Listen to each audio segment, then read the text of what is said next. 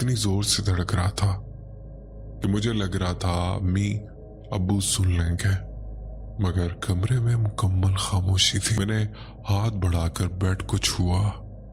चादर ठंडी थी, वहां वाकई कोई नहीं था। ये वो लम्हा था जब मेरे अंदर का खौफ टूट गया। मैं चीखी, मम्मा, बाबा। आवाज निकली मगर अजीब सी, जैसे कमरे ने इसे जज्ब कर लिया। आवाज दूर तक नहीं गई। मैंने दोबारा पुकारा मगर जवाब नहीं आया। मेरी आंखों से आंसू निकलने लगे। मैंने तकिया पकड़कर अपने साथ लगा लिया, कलमात पढ़ने लगी और बार बार दिल में यही कहती रही, ये ख्वाब है, ये ख्वाब है। मैंने दोबारा घड़ी की तरफ देखा, अब भी 1:45। बस जैसे आगे से बढ़ ही नहीं रहा था। मैं लेट गई, आंखें बंद करने की कोशिश की, मगर दिमाग पूरी तरह से जाग रहा था। हर आवाज, हर साया, हर सांस महसूस हो रही थी। आहिस्ता आहिस्ता बगैर किसी वजह के आंखें भारी होने लगी और ठीक 2 बजे के करीब मैं सो गई।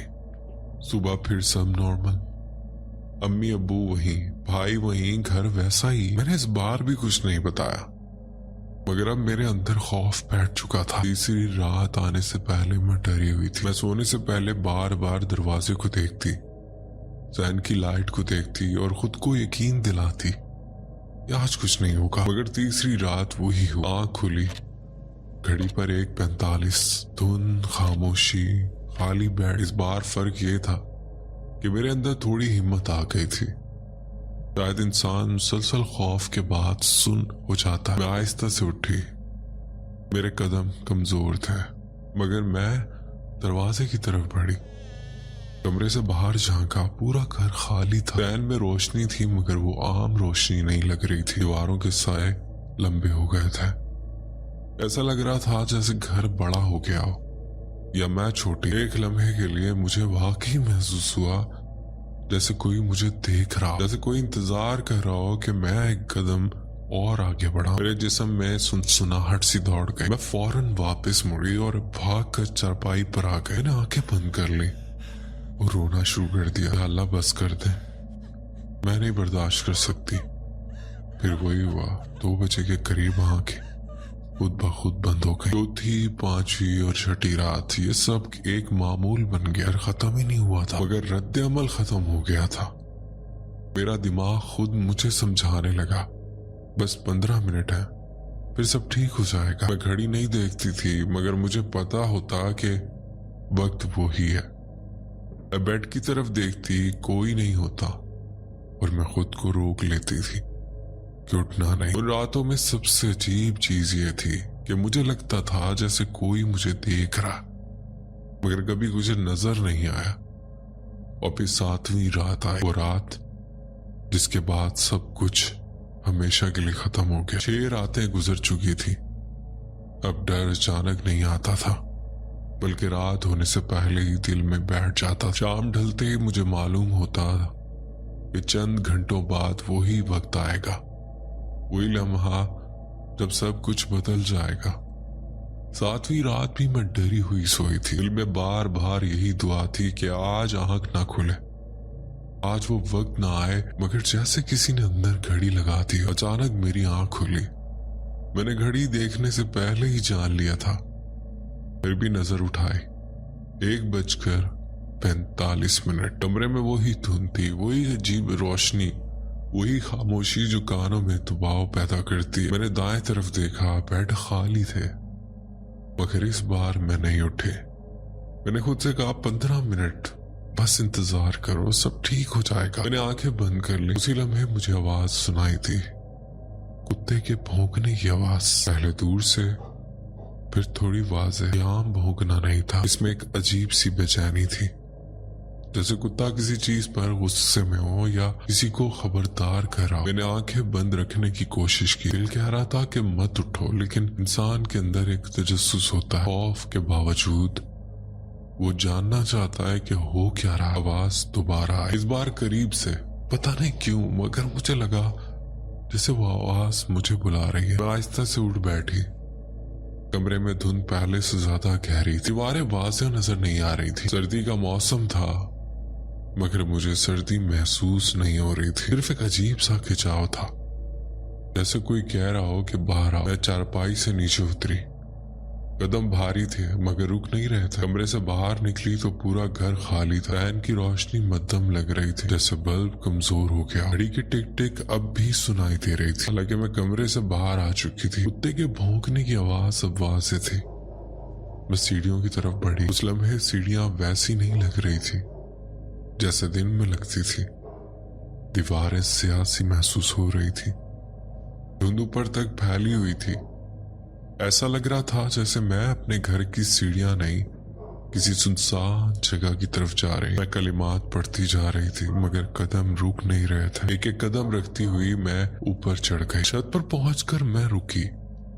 हवा बिल्कुल बंद थी। न दरख्तों की आवाज, न लोगों की, न किसी गाड़ी की।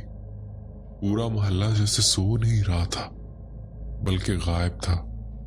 छत के कमरों का दरवाजा बंद था। मैं आहिस्ता आहिस्ता दीवार की तरफ बढ़ी जहां कब्रिस्तान नजर आता था। धुंध इतनी थी कि इर्द गिर्द के घर नजर आ रहे थे मगर अजीब बात यह थी कि कब्रिस्तान वाज़ेह दिखाई दे रहा था, जैसे धुंध सिर्फ बाकी दुनिया को छुपा रही हो। कुत्ते की आवाज अब बिल्कुल सामने से आ रही थी। मैं दीवार के करीब गई। दीवार मुझसे थोड़ी ऊंची थी, इसलिए मैंने पास पड़ा स्टूल खींचा, उस पर खड़ी हो गई और फिर मैंने नीचे देखा। कब्रिस्तान के अंदर 3-4 कब्रों के दरमियान एक काला कुत्ता खड़ा था। वो सीधा मेरी तरफ देख रहा था। उसकी आंखें धुंध में भी वाज़ेह नजर आ रही थी।